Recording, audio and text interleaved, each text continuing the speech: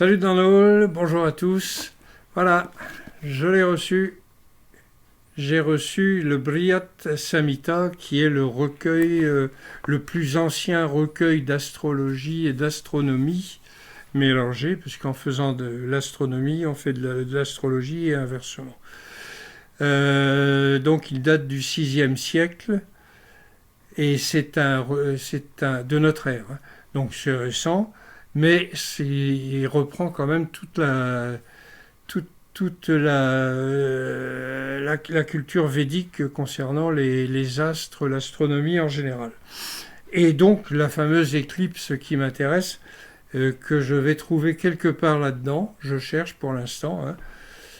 On en parle, hein, des éclipses et tout et tout. Mais bon, pour l'instant, j'ai pas le truc. Mais comme c'est l'éclipse qui est écrite dans le Rig Veda, et que le Rig Veda, c'est le plus vieux livre du monde, voilà. Hein. Donc cette éclipse-là, c'est celle du 21 octobre 3784 avant notre ère. Voilà. Bon, alors je fais pas cette vidéo que pour ça. D'abord, je vais vous dire qu'on m'a demandé de faire un petit récapitulatif sur le déplacement des populations, sur l'origine des civilisations et tout et tout. J'en avais fait une, elle durait 50 minutes. Et quand je l'ai écoutée, j'avais oublié de régler le son. Donc on faisait que de me voir. Bon, je vais vous en refaire une, elle ne durera pas 50 minutes, mais je vais mettre quelques points basiques pour essayer de s'y retrouver, pour les nouveaux qui s'intéressent à ce genre de choses. Bon, pour l'instant, on est dans le Rig Veda, donc je traduis le Rig Veda pour ceux qui viendraient de débarquer, les petits nouveaux, etc. Au cours de cette traduction, on s'aperçoit qu'on découvre tout plein de choses dans ce Rig Veda, autres que des histoires de guerre, parce que les Occidentaux, quand ils l'ont traduit au 19e siècle, ils l'ont traduit au premier degré. Hein, ce qui, pour un texte indien védique qui a plus de presque 6000 ans, aux alentours de 6000 ans, c'est parfaitement idiot. Traduire au premier degré, c'est parfaitement idiot. Donc il y a plusieurs métaphores de plusieurs niveaux, et c'est là qu'on découvre les histoires avec les étoiles et les événements astronomiques du genre éclipse et choses comme ça. Là-dedans, je vais en apprendre tout plein. Bon, pour l'instant, on est donc dans je suis à l'hymne 10-75, c'est-à-dire le 75e hymne du 10e mandala. C'est ce qu'on appelle le Nadi Shukta, c'est-à-dire l'hymne aux rivières, qui est en fait un hymne à l'Indus, parce que en sanskrit védique, Sindhu signifie d'un côté rivière et de l'autre côté Indus. Quand il est au pluriel, pas de problème, c'est les rivières. Quand il est au singulier, ça peut être l'Indus, comme ça peut être la rivière. Mais là, c'est très différent, puisque toutes les rivières sont citées.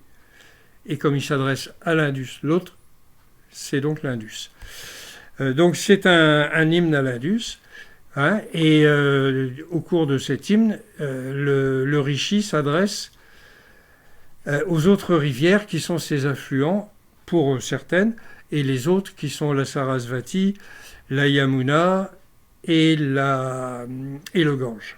Hein, alors je vais vous le lire. Je vous lis les deux shlokas qui donnent bien cette explication. Voilà. Unissez-vous à mon éloge, ô Gange, ô Yamuna, ô Sarasvati, ô Shutudri, ô Parushni, avec l'Askini, la Marudvrida, la Vitastata. Écoutez avec ceux qui aiment le soma dans la coupe. Donc, je reprends. Unissez-vous à mon éloge, ô Gange, ô Yamuna, ô Sarasvati, ô Shutudri, ô Parushni.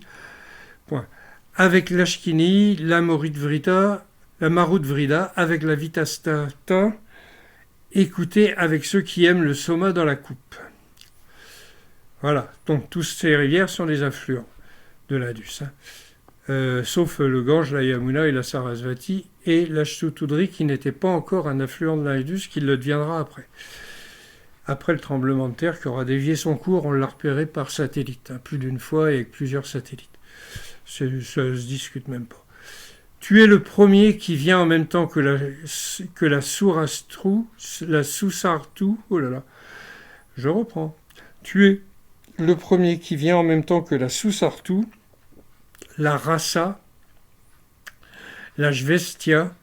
Tu viens, ô Indus, sur le bon char, avec celles qui viennent, avec celles qui coulent, en gros, la Kuba, la Gomati, la Krumu et la Mehatnu. Voilà. Donc tout ça sont des rivières qui coulaient entre le Gange et l'Indus, sur lequel se passe toute l'histoire du Veda. Alors ça se passe quand ? Avant que la Sarasvati s'écoule, sinon ça sèche, je veux dire. Sinon il ne l'aurait pas mis dans cet hymne.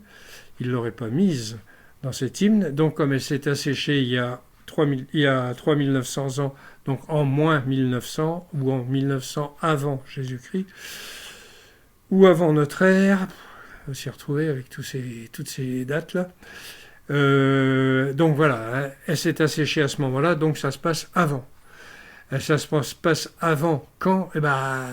C'était sur une longue période, et qui a dû commencer aux alentours de 4000 ans avant Jésus-Christ, soit il y a environ 6000 ans, puisque l'éclipse dont je cherche une confirmation là-dedans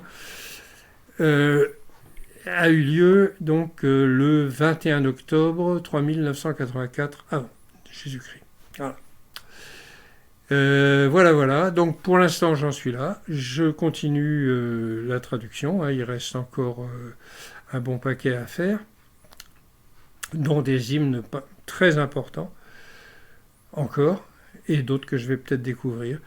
Donc voilà, là-dedans j'ai déjà trouvé quelque chose. Je vais vous dire ce que c'est, vite fait si je peux.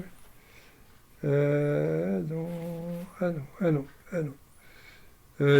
Oui, je l'ai trouvé, mais je l'ai perdu, donc je ne sais pas quand. Je vais retrouver ça, je vais chercher.